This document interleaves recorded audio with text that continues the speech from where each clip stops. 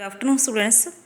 अज आप करना है different level of education and location of funds in India कि भारत दे विच सिक्ख्या के विभिन्न पद्धर ते फंडां की वंड है जिहड़ी वो किस तरह की जाती है। तो जिहड़ा मतलब कि अजोके समय दे विच जिहड़ी एजुकेशन है उस नूं ਜਿਹੜੇ 3 ਜਿਹੜੇ ਪਾਰਟ ਨੇ ਉਹਨਾਂ ਦੇ ਵਿੱਚ ਡਿਵਾਈਡ ਕੀਤਾ ਹੈ, ਜਿਹਦੇ ਵਿੱਚ ਹੈ ਪ੍ਰਾਇਮਰੀ ਲੈਵਲ, ਸੈਕੰਡਰੀ ਲੈਵਲ ਤੇ ਹਾਇਰ ਐਜੂਕੇਸ਼ਨ।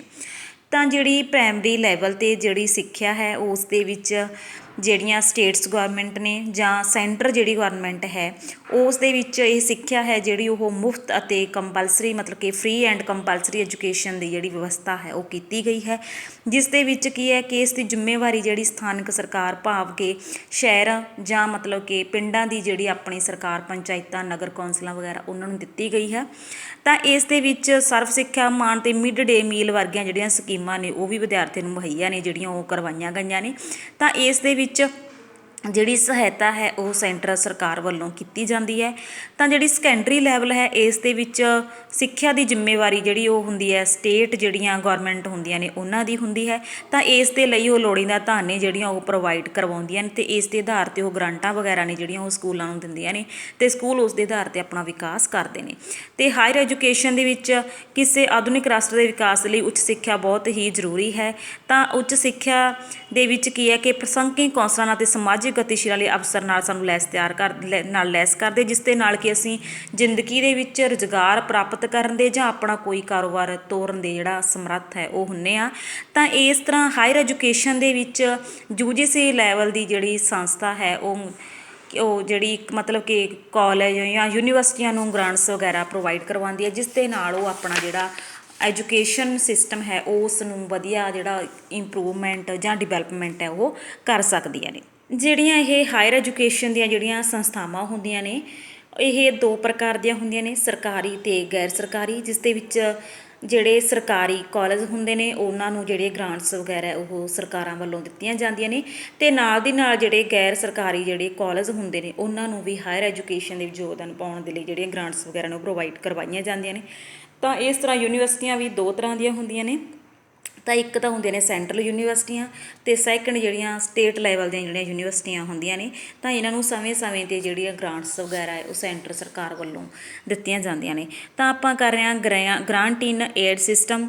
ਗ੍ਰਾਂਟ ਇਨ ਏਡ ਇੱਕ ਅਜਿਹੀ ਧਨਰਾਸ਼ੀ ਹੁੰਦੀ ਹੈ ਜਿਹੜੀ ਕਿਸੇ ਉੱਚ ਅਧਿਕਾਰੀ ਜਾਂ ਏਜੰਸੀ ਦੁਆਰਾ ਕਿਸੇ ਨਿਮਨ ਸਰਕਾਰੀ ਅਧਿਕਾਰੀ ਜਾਂ ਏਜੰਸੀ ਨੂੰ ਸੌਂਪੀ ਜਾਂਦੀ ਹੈ ਅਤੇ ਇਹ ਧਨਰਾਸ਼ੀ ਉੱਚ ਅਧਿਕਾਰੀ ਜਾਂ ਏਜੰਸੀ ਦੇ ਸਰਕਾਰੀ ਖਜ਼ਾਨੇ ਵਿੱਚੋਂ ਜਾਂ ਵਿਸ਼ੇਸ਼ ਤੌਰ 'ਤੇ ਤਿਆਰ ਕੀਤੇ ਮਾਲੀਏ ਦੇ ਸਰੋਤਾਂ ਤੋਂ ਹੁੰਦੀ ਹੈ।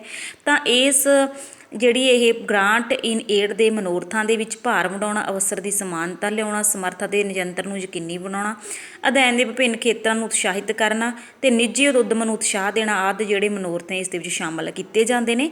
ਤਾਂ ਇਸ ਦੀ ਜਿਹੜੀ ਵੰਡ ਹੈ ਉਹ ਇਸ ਤਰ੍ਹਾਂ ਕੀਤੀ ਜਾਂਦੀ ਹੈ ਕਿ ਸਿੱਖਿਆ ਦੇ ਅਲੱਗ-ਅਲੱਗ ਜਿਹੜੇ ਲੈਵਲ ਨੇ ਉਹਨਾਂ ਦੇ ਆਧਾਰ 'ਤੇ ਪ੍ਰਾਇਮਰੀ, ਉਸ ਤੋਂ ਬਾਅਦ ਮਿਡਲ ਅਤੇ ਹਾਇਰ ਐਜੂਕੇਸ਼ਨ ਦੇ ਵਿੱਚ ਜਿਹੜੀ ਇਹ ਰਾਸ਼ੀ ਹੈ ਉਹ ਪ੍ਰੋਵਾਈਡ ਕਰਵਾਈ ਜਾਂਦੀ ਹੈ। ਜਦੋਂ ਅੰਕਣ ਲਈ ਔਸਤ ਹਾਜ਼ਰ ਵਿਦਿਆਰਥੀਆਂ ਦੀ ਗਿਣਤੀ ਨੂੰ ਆਧਾਰ ਬਣਾਇਆ ਜਾਂਦਾ ਤਾਂ ਉਸ ਆਧਾਰ 'ਤੇ ਇਹ ਰਾਸ਼ੀ ਹੈ ਜਿਹੜੀ ਉਹ ਵੰਡੀ ਜਾਂਦੀ ਹੈ। ਤਾਂ ਅਧਿਆਪਕਾਂ ਦੀਆਂ ਤਨਖਾਹਾਂ ਨੂੰ ਵੀ ਖਰਚੇ ਦੀ ਇਕੱਲੀ ਸਭ ਤੋਂ ਵੱਡੀ ਮੱਦ ਹੋਣ ਦੇ ਨਾਤੇ ਗ੍ਰਾਂਟ ਇਨ ਏਡ ਦੇ ਅੰਕਣ ਲਈ ਆਮ ਆਧਾਰ ਬਣਾਇਆ ਜਾਂਦਾ ਹੈ। ਅਤੇ ਇਸ ਤੋਂ ਇਲਾਵਾ ਜਿਹੜੀ ਇਹ ਰਾਸ਼ੀ ਹੈ ਉਹ ਜਿਹੜੇ ਅਨੁਸੂਚਿਤ ਜਾਤੀਆਂ ਜਾਂ ਅਨੁਸੂਚਿਤ ਜਨਜਾਤੀਆਂ, ਮਹਿਲਾਵਾਂ, ਘੱਟ ਗਿਣਤੀਆਂ ਜਿਨ੍ਹਾਂ ਦੇ ਵਿੱਚ ਜਿਹੜੀ ਰਿਜ਼ਰਵੇਸ਼ਨ ਕੋਟੇ ਦੇ ਅੰਡਰ ਜਿਹੜੀ ਇਹ ਗ੍ਰਾਂਟਸ ਵਗੈਰਾ ਨੇ ਉਹ ਦਿੱਤੀਆਂ ਜਾਂਦੀਆਂ ਨੇ।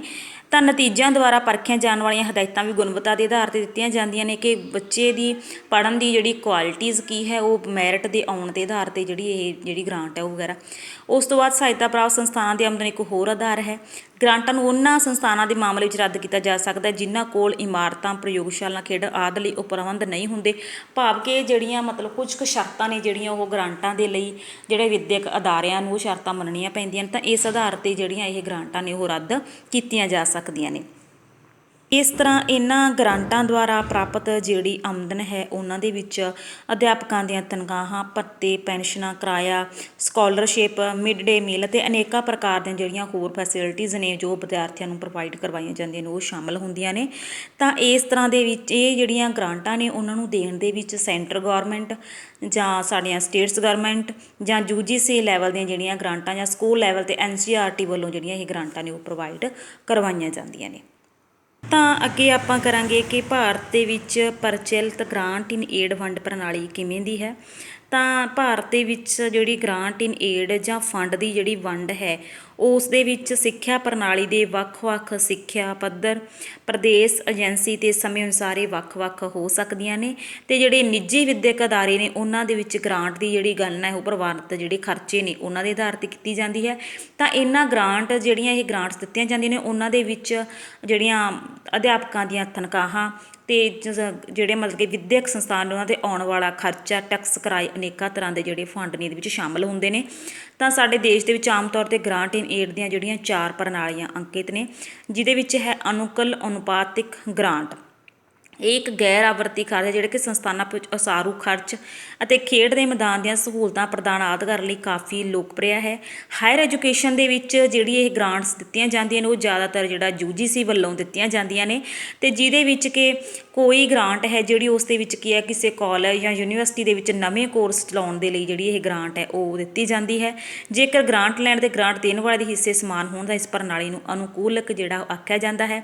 ਜਿਹੜਾ ਫੰਡ ਹੈ ਉਹ ਅਲਾਟ ਕਰਨ ਦੀ ਇਸ ਪ੍ਰਣਾਲੀ ਨੂੰ ਜਿਹੜਾ ਅਸੀਂ ਅਨੁਪਾਤਕ ਜਿਹੜੀ ਗ੍ਰਾਂਟ ਪ੍ਰਣਾਲੀ ਹੈ ਉਹ ਕਹਿੰਦੇ ਹਾਂ। ਅਤੇ ਭਾਵੇਂ ਕਿ ਇਸ ਪ੍ਰਣਾਲੀ ਕਾਰਨ ਅਮੀਰ ਏਜੰਸੀਆਂ ਵਿੱਚ ਅਮੀਰ ਅਤੇ ਗਰੀਬ ਏਜੰਸੀਆਂ ਤੁਲਨਾਤਮਕ ਰੂਪ ਦੇ ਵਿੱਚ ਹੋਰ ਜਿਹੜੀਆਂ ਗਰੀਬ ਨੇ ਉਹ ਹੁੰਦੀਆਂ ਜਾ ਰਹੀਆਂ ਨੇ। ਤਾਂ ਨੈਕਸਟ ਹੈ ਦਾ gradation of system of grants. ਇਸ ਪ੍ਰਣਾਲੀ ਅਧੀਨ ਜਿਹੜੀ ਗ੍ਰਾਂਟ ਏਡ ਦੀ ਜਿਹੜੀ ਰਾਸ਼ੀ ਹੈ ਉਸ ਦੀ ਜਿਹੜੀ ਸੰਸਥਾਨਾਂ ਦੀ ਜਿਹੜੀ ਨਿਪੁੰਨਤਾ ਦੇ ਆਧਾਰ 'ਤੇ, ਭਾਵ ਕਿ ਉਸ ਵਿੱਦਿਅਕ ਜਿਹੜੀ ਸੰਸਥਾ ਹੈ ਉਸ ਦੀ ਕਿਸ ਤਰ੍ਹਾਂ ਦੀ ਕੁਆਲਿਟੀ ਹੈ ਉਸ ਨੂੰ ਆਧਾਰ ਬਣਾ ਕੇ ਜਿਹੜੀ ਇਹ ਗ੍ਰਾਂਟਾਂ ਦੀ ਜਿਹੜੀ ਦਰਜਾਬੰਦੀ ਹੈ ਉਹ ਕੀਤੀ ਜਾਂਦੀ ਹੈ। ਘਾਟਾ ਪੂਰਤੀ ਗ੍ਰਾਂਟ, ਇਹ ਪ੍ਰਣਾਲੀ ਆਮ ਤੌਰ 'ਤੇ ਪ੍ਰਵਾਨਿਤ ਖਰਚਿਆਂ ਅਤੇ ਟਿਊਸ਼ਨ ਫੀਸ ਆਦਿ ਰਾਹੀਂ ਇਕੱਠੀ ਕੀਤੀ ਆਮਦਨ ਵਿਚਲੇ ਅੰਤਰ ਦੇ ਕਿਸੇ ਹਿੱਸੇ ਦੀ ਪੂਰਤੀ ਕਰਦੀ ਹੈ, ਜਿਸ ਦੇ ਵਿੱਚ ਕਿ ਇਹ ਜਿਹੜੇ ਫਜ਼ੂਲ ਖਰਚਿਆਂ ਨੂੰ ਉਤਸ਼ਾਹਿਤ ਦਿੰਦੀ ਹੈ ਅਤੇ ਆਮਦਨ ਦੇ ਸਥਾਨਕ ਸਰੋਤ ਤੋਂ ਜਿਹੜਾ ਲਾਭ ਹੈ ਉਹ ਪ੍ਰਾਪਤ ਹੁੰਦਾ ਹੈ। ਨੈਕਸਟ ਹੈ ਸੰਯੁਕਤ ਗ੍ਰਾਂਟ ਪ੍ਰਣਾਲੀ। ਤਾਂ ਇਹਦੇ ਵਿੱਚ ਕੀ ਹੈ, ਇਸ ਪ੍ਰਣਾਲੀ ਦੇ ਵਿੱਚ ਵੀ ਜਿਹੜਾ ਮਤਲਬ ਕਿ ਗ੍ਰੇਡ ਦਾ ਜਿਹੜਾ ਸਿਸਟਮ ਹੈ ਉਹ ਮਤਲਬ ਕਿ ਕੁਆਲਿਟੀ ਦੇ ਆਧਾਰ 'ਤੇ ਜਿਹੜਾ ਇਹ ਗ੍ਰਾਂਟ ਸਿਸਟਮ ਹੈ ਉਹ ਪ੍ਰੋਵਾਈਡ ਕਰਵਾਇਆ ਜਾਂਦਾ ਹੈ। ਜਿਵੇਂ ਕੁਸ਼ਲ ਅਧਿਆਪਕਾਂ ਦੀ ਜਿਹੜੇ ਵਧੀਆ ਅਧਿਆਪਕਾਂ ਨੇ ਉਹਨਾਂ ਦੀ 50% ਅਤੇ ਕੁਸ਼ਲਤਾਹੀਨ ਅਧਿਆਪਕਾਂ ਦੀ 33% ਅਤੇ ਹੋਰ ਖਰਚਿਆਂ ਦੇ ਜਿਹੜੇ 20% ਜਿਹੜੀ ਭਾਗ ਦੀ ਪੂਰਤੀ ਉਹ ਸਰਕਾਰ ਦੁਆਰਾ ਕੀਤੀ ਜਾਂਦੀ ਹੈ। ਤਾਂ ਇਸ ਤਰ੍ਹਾਂ ਗ੍ਰਾਂਟ ਵੰਡ ਦੀ ਪ੍ਰਣਾਲੀ ਤੋਂ ਇਲਾਵਾ ਕੈਪੀਟੇਸ਼ਨ ਗ੍ਰਾਂਟ ਅਤੇ ਤਨਖਾਹ ਗ੍ਰਾਂਟਾਂ ਦੀ ਵਿਧੀਆਂ ਦਾ ਵੀ ਉਪਯੋਗ ਕੀਤਾ ਜਾਂਦਾ ਹੈ। ਤਾਂ ਇਹ ਵਿਸ਼ੇਸ਼ ਸਮੇਂ 'ਤੇ ਜਿਹੜੀਆਂ ਇਹ ਗ੍ਰਾਂਟਸ ਨੇ ਉਹ ਸੈਂਟਰ ਗਵਰਨਮੈਂਟ ਜਾਂ ਸਟੇਟ ਗਵਰਨਮੈਂਟ ਜਾਂ NCERT ਜਾਂ UGC ਵੱਲੋਂ ਇਹ ਜਿਹੜੀਆਂ ਗ੍ਰਾਂਟਾਂ ਨੇ ਉਹ ਸਕੂਲਾਂ, ਕਾਲਜਾਂ ਅਤੇ ਯੂਨੀਵਰਸਿਟੀਆਂ ਨੂੰ ਪ੍ਰੋਵਾਈਡ ਕਰਵਾਈਆਂ ਜਾਂਦੀਆਂ ਨੇ, ਅਤੇ ਇਸ ਦੇ ਅਧੀਨ ਹੀ ਇਹ ਜਿਹੜੀਆਂ ਸੰਸਥਾਵਾਂ ਨੇ ਉਹ ਆਪਣਾ ਵਿਕਾਸ ਕਰਦੀਆਂ ਨੇ ਤਾਂ ਕਿ ਬੱਚੇ ਨੇ ਜਿਹੜੇ ਉਹ ਆਪਣਾ ਜਿਹੜਾ ਆਲਰਾਊਂਡ ਡਿਵੈਲਪਮੈਂਟ ਹੈ ਉਹ ਸੰਸਥਾ ਦੇ ਵਿੱਚ ਰਹਿ ਕੇ ਕਰ ਸਕਣ। ਤਨਖਾਹਾਂ ਗ੍ਰਾਂਟਾਂ ਦੀਆਂ ਅਧਿਆਪਕਾਂ ਦੀ ਤਨਖਾਹ ਪੂਰੇ ਖਰਚੇ ਦੇ ਕਿਸੇ ਅਨੁਪਾਤ ਦੀ ਪੂਰਤੀ ਕਰਦੀਆਂ ਨੇ। ਤਾਂ ਇਸ ਤਰ੍ਹਾਂ ਆਮ ਤੌਰ 'ਤੇ ਪ੍ਰਦੇਸ਼ ਗ੍ਰਾਂਟ ਇਨ ਏਡ ਦੀ ਇੱਕ ਤੋਂ ਜ਼ਿਆਦਾ ਕਿਸਮਾਂ ਨੂੰ ਅਪਣਾਉਂਦੇ ਨੇ, ਜਿਸ ਦੇ ਨਾਲ ਲਚਕਤਾ ਅਤੇ ਵਿਧੀ ਦੀ ਜਿਹੜੇ ਵਿਅਕਤ ਦਾ ਸੰਚਿਤ ਜਿਹੜਾ ਉਪਯੋਗ ਹੈ ਉਹ ਹੁੰਦਾ ਹੈ। ਤਾਂ ਨੈਕਸਟ ਹੈ ਜਿਹੜਾ ਕਰੰਟ ਵਸਟ ਹੈ ਉਸ ਦੇ ਵਿੱਚ ਕਿਵੇਂ ਜਿਹੜਾ ਸਿੱਖਿਆ ਦੇ ਆਧਾਰ ਮਤਲਬ ਕਿ ਖਰਚ ਕੀਤਾ ਗਿਆ ਹੈ ਉਹ ਤੁਸੀਂ ਇਹ ਪੜ੍ਹਨਾ ਹੈ। ਉਸ ਤੋਂ ਅੱਗੇ ਹੈ ਜਿਹੜੀ ਨਿਊ ਐਜੂਕੇਸ਼ਨ ਪਾਲਿਸੀ ਹੈ 2019 ਦੇ ਵਿੱਚ, ਤਾਂ ਇਸ ਦੇ ਵਿੱਚ ਐਂਡ 2020 ਦੇ ਵਿੱਚ ਤਾਂ ਕਿਹੋ ਜਿਹੀ ਨਿਊ ਐਜੂਕੇਸ਼ਨ ਪਾਲਿਸੀ ਦਾ ਜਿਹੜਾ ਨਿਰਮਾਣ ਹੋਇਆ, ਕਿੰਨਾ ਖਰਚਾ ਜਿਹੜਾ ਉਹ ਇਸ ਦੇ ਵਿੱਚ ਸਿੱਖਿਆ ਦੇ ਉੱਤੇ ਲੱਗਣਾ ਹੈ, ਤਾਂ ਇਹ ਆਪਾਂ ਪੜ੍ਹਦੇ ਹਾਂ। ਤਾਂ ਇਸ ਨਿਊ ਐਜੂਕੇਸ਼ਨ ਪਾਲਿਸੀ ਦੇ ਵਿੱਚ ਜਿਹੜਾ ਇਹ ਇੱਕ ਟੀਚਾ ਮਿੱਥਿਆ ਗਿਆ ਹੈ ਕਿ ਜਿਹੜਾ 2030 ਦੇ ਵਿੱਚ ਤੱਕ ਜਿਹੜੀ ਸਿੱਖਿਆ ਦੇ ਉੱਪਰ ਜਿਹੜੀ ਆਮਦਨ ਹੈ ਜਾਂ ਸਿੱਖਿਆ ਦਾ ਖਰਚ ਹੈ ਉਹ 10% ਤੋਂ ਵਧਾ ਕੇ 20% ਤੱਕ ਕਰ ਦਿੱਤਾ ਜਾਊਗਾ, ਭਾਵੇਂ ਕਿ ਹਜੇ ਤੱਕ ਇਸ ਦੇ ਸਿੱਖਿਆ ਦੇ ਵਿੱਚ ਇਸ ਤਰ੍ਹਾਂ ਦਾ ਕੋਈ ਜਿਹੜਾ ਫੰਡ ਹੈ ਉਹ ਮੌਜੂਦ ਨਹੀਂ ਹੋਇਆ।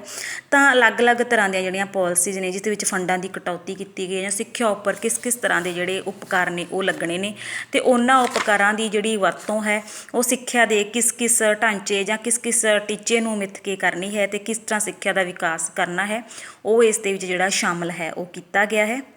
ਭਾਵੇਂ ਕਿ ਸਿੱਖਿਆ ਦੇ ਉੱਪਰ ਫੰਡਾਂ ਦੀ ਜਿਹੜੀ ਮਤਲਬ ਕਿ ਅਲੋਕੇਸ਼ਨ ਹੈ ਉਹ ਕੀਤੀ ਗਈ ਹੈ, ਪਰ ਜਿਹੜੀ ਸਿੱਖਿਆ ਦੀ ਜਿਹੜੀ ਦਿਸ਼ਾ ਹੈ ਉਸ ਦੇ ਜਿਹੜੀ ਦਸ਼ਾ ਹੈ ਉਹ ਬਹੁਤ ਹੀ ਮਾੜੀ ਹੈ। ਜਿੰਨਾ ਜਿਹੜਾ ਖਰਚ ਸਿੱਖਿਆ ਦੇ ਉੱਪਰ ਐਜੂਕੇਸ਼ਨ ਸਿਸਟਮ ਦੇ ਵਿੱਚ ਹੋਣਾ ਚਾਹੀਦਾ ਹੈ, ਭਾਵੇਂ ਕਿ ਸਾਡੀ ਐਜੂਕੇਸ਼ਨ ਪਾਲਿਸੀ ਦੇ ਵਿੱਚ ਵਰਣਨ ਹੈ, ਪਰ ਅਸਲ ਦੇ ਵਿੱਚ ਉਹ ਖਰਚ ਨਹੀਂ ਹੋ ਰਿਹਾ, ਜਿਸ ਦੇ ਕਾਰਨ ਸਾਡੀ ਸਿੱਖਿਆ ਜੋ ਵਿਕਾਸ ਨਹੀਂ ਕਰ ਸਕੀ। Thank you.